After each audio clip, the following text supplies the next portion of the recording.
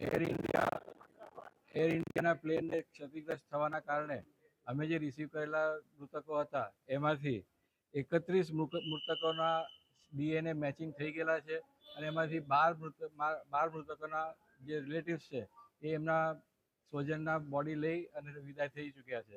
એટલે ગઈકાલની કમ્પેરિઝનમાં જુઓ તો ગઈકાલે સાંજે છેલ્લે 3 હતા, અત્યાર સુધીમાં બીજા 9 લઈ ગયા છે. એમ કહીને 12 ટોટલ બોડીઝ ડિલિવર કરવામાં આવ્યા છે. આ જે બોડીઝ હતા એ વિવિધ જગ્યાના હતા. એ મુજબ ઉદયપુર, બરોડા, ખેડા, વિસનગર, અમદાવાદ અને બોટાદ આટલા ડિસ્ટ્રિક્ટ્સમાં બોડી રિલીવ કરવામાં આવ્યા છે. આજના દિવસ દરમિયાન કયા પ્રકારે કાર્યવાહી કરવામાં આવશે? આજના દિવસે કેટલા લોકોને મૃતદેહ આપવા માટેની જે કાર્યવાહી છે તે હાથ ધરવામાં આવશે? જે તમને કહેવામાં આવે કે ડીએનએ મેચ થયા છે, આજનો ટાર્ગેટ એટલો હોય. હવે જેમ રિપોર્ટ આવતા જશે એમ અમારો ટાર્ગેટ બદલાતો જશે અને અત્યાર સુધીમાં જે ટાર્ગેટ છે 31, કારણ કે 31 ડીએનએ મેચ થયેલા એ લોકોને કોન્ટેક્ટ કરવામાં આવ્યા છે. એના રિલેટિવ જ્યારે એમની અનુકૂળતા પ્રમાણે આવશે એ પ્રમાણે એમને બોડી હેન્ડઓવર કરવામાં આવશે.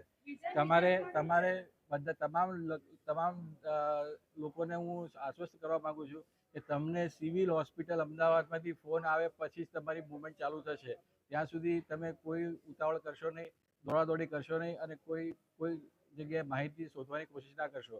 સિવિલ હોસ્પિટલમાં એની સુવ્યવસ્થા કરવામાં આવી છે કે તમને અહીંયાથી ફોન આવે પછી તમારા સગાનો મૃતક દેહ લેવા માટે આવજો.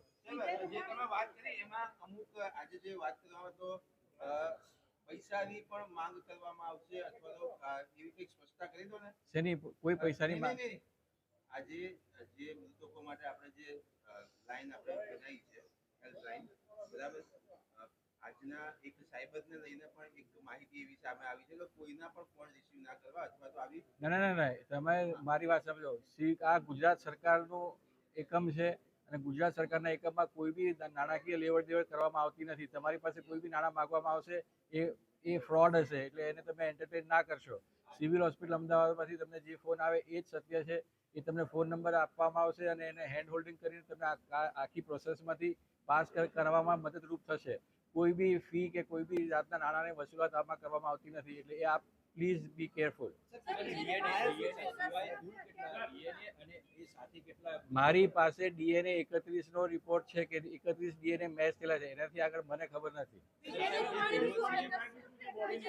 તમે ગઈકાલે બી સાંજે મેં એક્સપ્લેન કર્યું હતું કે અત્યારે અમારી પાસે તમામ બોડીઝ છે. એ બોડીનું જ્યારે મેચ થશે પછી નક્કી થશે કે કયા સાહેબનું બોડી છે.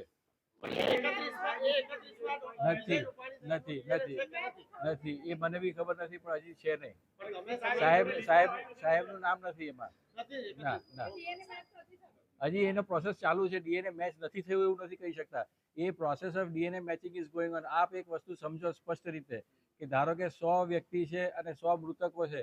એ બેના મેચ કરવાના હોય તો તમારે 10,000 ટેસ્ટ રન કરવા પડે અને દરેક ટેસ્ટના લગભગ 5 થી 10 એકમો હોય છે. એટલે આટલા ટેસ્ટ રન કરો ત્યારે તમે એસ્ટાબ્લિશ કરી શકશો. હવે તમે વિચારી લો કે અમારી પાસે શું પરિસ્થિતિ છે ને કેટલી તમારે મહેનત કરવાની છે કે અથવા કાર્ય કરવાના છે. એકોર્ડિંગલી અમારું કામ ચાલે છે. પણ જ્યારે નક્કી થશે પછી જ અમે કહી શકશું કે કોણનું બોડી કયું છે. and that will be the last stage after the DNA matching is done. 12.